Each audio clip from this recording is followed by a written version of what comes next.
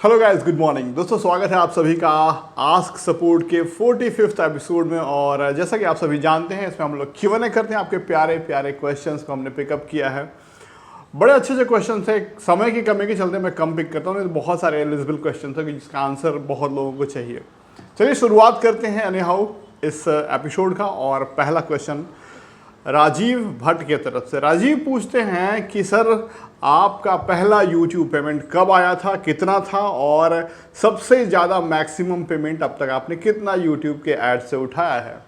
संजीव भट्ट जी, बहुत ही आप मेमोरी वाला यादगार सवाल पूछ दिए। और फर्स्ट पेमेंट की खुशी जो होती है वो तो वही जानता है जो उसे रिसीव करने वाला होता है।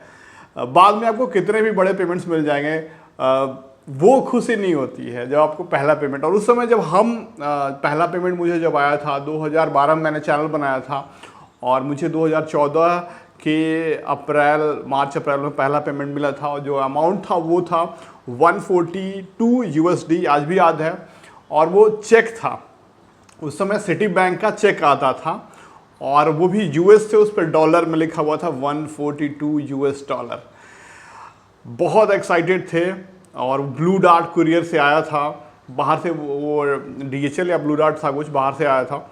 उसके बाद वो मुझे विश्वास नहीं हुआ कि मैं बैंक में ले जाऊंगा। बैंक में ले गया, स्टेट बैंक ऑफ इंडिया में मेरा अकाउंट था, उसमें मैंने दिया तो ये बोला ये डॉलर में है। ये तो मैनेजर साहब से बात कीजिए। तो मैनेजर साहब के पास गए तो पूछे क्या करते हो। हमने बोला कि यूट्यूब पे काम करते हैं। तो बोले यूट्यूब पे कौन सा काम होता है उस समय तो कोई जानता ही नहीं था। अब तो बहुत सभी लोग अवेयर हो गए हैं इस चीज़ के बारे में।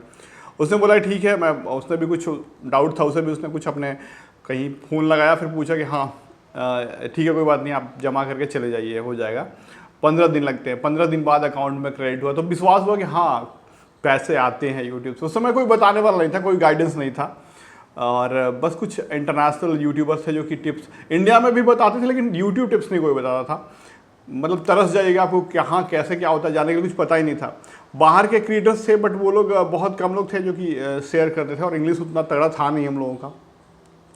तो ये चीज़ें थी। और अब उसके बाद सवाल इनका कि हाईएस्ट पेमेंट अब तक से आपने कितना उठाया। हाईएस्ट पेमेंट हमने जो अपने यूट्यूब चैनल पर भी 2 साल पहले उठाया था, और वो अमाउंट था नियरली $3600, $3600 जो है मेरा हाईएस्ट यूट्यूब चैनल का पेमेंट था 2 साल पहले, जब मेरा चैनल बहुत पीक पे चल रहा था। तो बट अब कंडीशंस ऐसे नहीं है।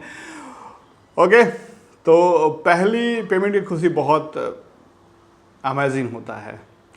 ओके, याद दिला दिया आपने। तो दूसरा सवाल है राजेश जी का। राजेश जी पूछते हैं कि क्या मोनेटाइज चैनल पे ज़्यादा व्यूज़ आते हैं, और क्या ये सही रहेगा मोनेटाइज चैनल खरीद के उस पर काम करना। देखिए राजीव जी, ऐसा बिल्कुल नहीं है कि जो चैनल मोनेटाइज हो जाते हैं उस पर ज़्यादा व्यूज़ आएंगे। और ख़रीदना तो बिल्कुल मत सोचिएगा ऐसी चीज़ें, क्योंकि अगर आप मोनेटाइज नहीं कर सकते तो खरीद के क्या करेंगे। खरीद के ही मेहनत करना पड़ेगा, ठीक है। तो ये बात आप ध्यान में रखिए कि आप ऐसी गलत फहमी मत रहिए कि मोनेटाइज चैनल पे व्यूज़ आते हैं और नॉन मोनेटाइज पे व्यूज़ नहीं आते हैं। ये बिल्कुल गलत बात है। तो इसके कन्फ्यूजन मत रहिएगा। मुझसे भी कई लोगों ने पूछा कि भाई कोई मोनेटाइज चैनल है बिकने वाला तो बताइए ना, थोड़ा खरीद लेते हैं। हम बोले क्यों भाई, आप मोनेटाइज नहीं कर सकते हैं। मोनेटाइज नहीं कर सकते तो आगे कैसे उससे पैसे बना लेंगे आप। यानी 4000 घंटे पूरा नहीं कर पाएंगे तो आप कैसे आगे पैसे बनाएंगे। तो बोले नहीं, मोनेटाइज चैनल पे अपने आप व्यूज़ आने लगता है, ऐड आता है ना, यूट्यूब को फ़ायदा होता है। इसलिए बहुत से लोग का अलग अलग सोच है, बट इट्स अ मिथ। ये टोटली गलत बात है, ऐसा मत सोचिए। और आप खुद से चैनल बना के और खुद से काम करके उसे जब ग्रो करेंगे तो आपको एक जेन्युइनिटी होता है कि आपने इसमें काम किया, कोई इलीगल चीज़ें नहीं है, किसी तरह से आप फंस नहीं सकते हैं, कभी आपका चैनल सस्पेंड नहीं होगा। इसके साथ साथ एक आप में खुद में कॉन्फिडेंस रहता है कि मैंने इस चीज़ को बड़ा किया, मैंने इस चीज़ को बनाया है फ्रॉम द स्क्रैच। एक प्राइड का फील होता है जब वो बड़ा बन जाएगा तो, ठीक है। तो दैट इज़ द थिंग। तीसरा सवाल है कि मुकेश पूछते हैं क्या कॉपीराइट क्लेम है तो चैनल मोनेटाइजेशन में कोई प्रॉब्लम आती है। गाइस, कॉपीराइट क्लेम आपके चैनल पे कितने भी हो, अगर जैसे म्यूज़िक अगर आप इस्तेमाल करते हैं, फ़नी वीडियो बनाते हैं, म्यूज़िक इस्तेमाल कर लेते हैं तो कॉपीराइट की क्लेम आ ही जाती है। और ज़्यादातर फ़नी वगैरह वैसे में चैनल में, कोरियोग्राफी वाले में, बहुत सारे में, लगभग सारे वीडियोज़ पे कॉपीराइट क्लेम हो जाता है। तो उससे कोई फ़र्क नहीं पड़ता कॉपीराइट क्लेम से। कॉपीराइट स्ट्राइक नहीं होनी चाहिए। कॉपीराइट क्लेम से कोई फर्क नहीं पड़ता, आपके पूरे वीडियोस पे भी कॉपीराइट क्लेम है तब भी वो चैनल मोनेटाइज होगा, 1000 सब्सक्राइबर और 4000 घंटे पूरा है तो। लेकिन शर्त ये है कि आपकी उसमें क्रिएटिविटी लगी होनी चाहिए, आप उस वीडियो पे काम कर रहे हो तो आपका कुछ लगा होना चाहिए, मेहनत या फिर कुछ क्रिएटिविटी, तभी वो होगा। ओके, अगला सवाल है, एक मोबाइल नंबर एक ईमेल आईडी से कितने चैनल बना सकते हैं? कितने भी चैनल बना सकते हैं, कोई ऐसा लिमिटेशन नहीं है कि आप एक मोबाइल नंबर से और एक ईमेल आईडी से 2, 4, 10 ही बना सकते हैं, जितनी मर्जी आप अलाउड हैं, याद रखिएगा। लेकिन अगर आप एक ईमेल आईडी से, अगर आपका एक भी यूट्यूब चैनल एसोसिएटेड अगर कॉपीराइट क्लेम से, कॉपीराइट स्ट्राइक से अगर डिलीट होता है एक भी चैनल, तो सारे चैनल्स अफेक्टेड हो जाएंगे। इसलिए बेहतर होगा कि आप अलग अलग ईमेल आईडी और अलग अलग नाम से बनाया कीजिए। यानी कहने का मतलब कि खुद के नाम से एक बना लीजिए, एक फैमिली के भाई के नाम से, बहन के नाम से बना लीजिए, तो ज़्यादा सेफ रहता है। ओके, बट अगर सभी रूल्स को आप जानते हैं तो कोई इशू नहीं। आज भी हमारा जो है 2 चैनल है या फिर और भी जितने ब्लॉग्स वगैरह हैं सब एक ही ईमेल आईडी से एसोसिएटेड है, बट रिस्की है। बट मुझे पता है कि सब कुछ रूल्स वगैरह सब पता है, तो हमको कोई बहुत ज़्यादा इशू नहीं है इसके बारे में। ओके, अब अगला सवाल पूछते हैं आपसे हम। अगला सवाल जो पूछा गया है वो पूछा गया है कि क्या थंबनेल पे भी कॉपीराइट स्ट्राइक आ सकता है? बिल्कुल, कॉपीराइट स्ट्राइक आता है थंबनेल पे। अगर आप सबसे ज़्यादा जो आता है प्रॉब्लम उसमें कॉपीराइट का वो प्रॉब्लम होता है, प्राइवेसी कंप्लेन आता है कॉपीराइट का। अगर आप इस्तेमाल करते हैं किसी का भी फ़ोटो थंबनेल में, किसी का गाड़ी का नंबर हो गया, किसी पर का भी इंश्योरेंस कार्ड, कुछ भी कोई भी प्राइवेट नंबर या फेस वगैरह इस्तेमाल कर लेते हैं, अगर उसको डाउट होता है, अगर वो सहमत नहीं है, तो वो यूट्यूब पे आपके वीडियोज़ के थंबनेल पे कॉपीराइट स्ट्राइक लगा सकता है, एक इस तहत पर कि ये प्राइवेसी मेरा वाइड कर रहे हैं। तो देखिए, अगर डायरेक्टली उस पर कॉपीराइट स्ट्राइक नहीं आता, एक बार पहले क्लेम आएगा, आपको एक बार नोटिफिकेशन आएगा कि आप को फलाना ने कॉपीराइट का एक जो है नोटिस दिया है कि आप उनका प्राइवेसी इन्वेड कर रहे हैं, तो प्लीज़ आप अपने थंबनेल से उनको हटा लीजिए। तो आप को हटाना पड़ेगा, आप ब्लर कर सकते हैं या थंबनेल चेंज कर सकते हैं। 24 घंटे का समय होता, नहीं होता तो फिर स्ट्राइक आता है, लेकिन आता है ना, अगर आप नहीं हटाएंगे तो। ओके, उसके बाद अगला सवाल है कि क्या अमेजॉन फ्लिपकार्ट के एफिलिएट लिंक वीडियो के डिस्क्रिप्शन में डालने से वायलेशन है यूट्यूब के टर्म्स या गाइडलाइंस का? बिल्कुल नहीं है। सभी बड़े क्रिएटर्स, छोटे क्रिएटर्स सभी डालते हैं।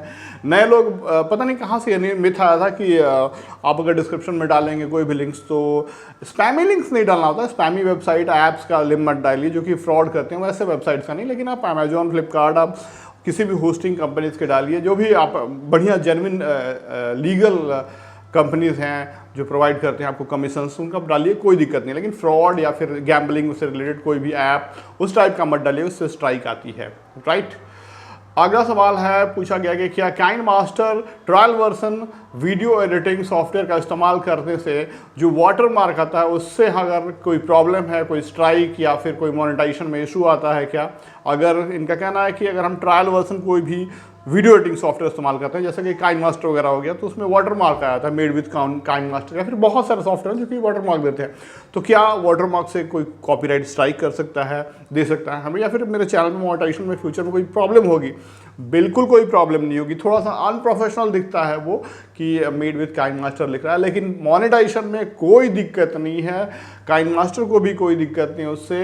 हाँ, हो सकता है छोटी मोटी जो आप बहुत छोटे मोटे बहुत लोकल अगर ऐप से आप रीडिंग कर रहे हैं वो अपना वाटरमार्क दिए हुए हैं, तो हो सकता है वो कॉपीराइट आपको दें, बट ऐसा होता नहीं है। आप काइनमास्टर इस्तेमाल करते तो बिल्कुल फ्री रहिए, उससे कोई दिक्कत नहीं है, ना ही आपकी मोनेटाइजेशन में, ना ही किसी तरह का स्ट्राइक आने का। ओके, अगला सवाल है कि क्या किसी पॉपुलर यूट्यूबर का फैन पेज से चैनल बनाते हैं और उसे मोनेटाइज किया जा सकता है? देखिए, ये ट्रेंड बहुत लोग कर रहे हैं। एक्चुअली देखा है कि जो बहुत पॉपुलर यूट्यूबर्स हो रहे हैं उनका फैन के नाम से फ़ैन पेज लोग बना रहे हैं, उन्हीं के क्लिप्स काट काट के डालते हैं लोग, उस पर व्यू तो आते आ जा रहे, बहुत आसान है क्योंकि उनके फ़ैन पेज है और एक पर्टिकुलर चीज़ दिखा रहे हैं तो व्यूज़ आ ही गा। बट वहाँ पे देखिए, अब यूट्यूब क्या सोचता है कि अगर ये फ़ैन पेज बनाया गया तो इसी बंदे, ऑथराइज बंदे ने बनाया है या फिर कोई थर्ड पार्टी इधर उधर उठा के कर रहा है। तो बेसिकली अगर आप वही बंदे ने बनाया है तो उससे कोई इशू नहीं होगी। लेकिन आप जो अगर कर रहे हैं इस चीज़ को, तो आप थोड़ा अपने क्रिएटिविटी से कीजिए, मिला उला के उसमें कुछ मिक्सिंग, कुछ थोड़ा आप इंफॉर्मेशन डालिए और भी, तब जाके ज़्यादा बेहतर रहता है। नहीं तो वो बंदे को अगर प्रॉब्लम है, कोई भी आप पे कॉपीराइट का भी इशू लगा सकता है कि मेरे वीडियो से काट के। वैसे ये चीज़ें सही नहीं है लॉन्ग ग्रोथ के लिए, है ना। और डेफिनेटली ऐसा होता है अगर आप ही अपने वीडियोस को 2 जगह डालेंगे ना, तो दूसरा जो होता है ना वो ऑटोमेटिकली डिटेक्ट कर लेता है सिस्टम, कॉपीराइट सिस्टम, कि ये रिपीटेड डाला गया है और यूज़ किया जा रहा है। और जब सवाल है कि बहुत सारे वीडियोस एक साथ डाल दिए जाएंगे, एक ही जो कि अवेलेबल है ऑलरेडी, उठा के क्लिप्स, तो अगर आप क्रिएटिविटी का इस्तेमाल कर रहे हैं तो वो मोनेटाइजेशन में दिक्कत आने ही वाली है उस तरीके से। ठीक है, कुछ दिन चल सकता है लेकिन बाद में लॉन्ग टर्म नहीं जाएगा फैन पेज, ओके, अगर वो ऑफिशियल नहीं है तो ऐसी चीज़ें मत ही कीजिए। अगला सवाल है, ये क्या गवर्नमेंट सॉरी क्या गवर्नमेंट एम्प्लॉई यूट्यूब से पैसे कमाएंगे तो क्या कोई दिक्कत है? अरे बिल्कुल कोई दिक्कत नहीं है। बहुत से एक्चुअली गवर्नमेंट या जॉब में ऐसा टर्म्स होता है, एग्रीमेंट साइन कराया था कि आपको हमारे जॉब को ज्वाइन करते हुए दूसरे जगह से आप पैसे नहीं कमा सकते हैं, दूसरा काम नहीं कर सकते हैं। ऐसा होता है तो वो बस उस कंपनी से लिमिटेड तक है, आप बिल्कुल कर सकते हैं। आप काम कीजिए और पेमेंट अकाउंट दूसरे का डाल दीजिए, वाइफ का या फिर बहन का, भाई का, मम्मी पापा, किसी का डाल दीजिए, कोई इशू नहीं होगा, ओके।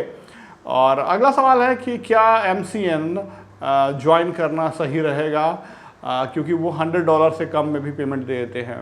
देखिए MCN बहुत सारे हैं, मीडिया क्यूब जैसे आप सुनते हैं। मैं बिल्कुल रेकमेंड नहीं करता हूँ अगर आपका म्यूजिक से रिलेटेड चैनल नहीं है तो। अगर आपका नॉर्मल चैनल है किसी भी तरीके का, टेक एंटरटेनमेंट किसी तरीके का, तो आप खुद ही एडसेंस से कमाइए। बहुत सारे मोस्टली 90% जो भी MCN से ज़्यादातर फ्रॉड है, सब आपको कहीं ना कहीं फंसाती हैं और आपसे ठगती हैं।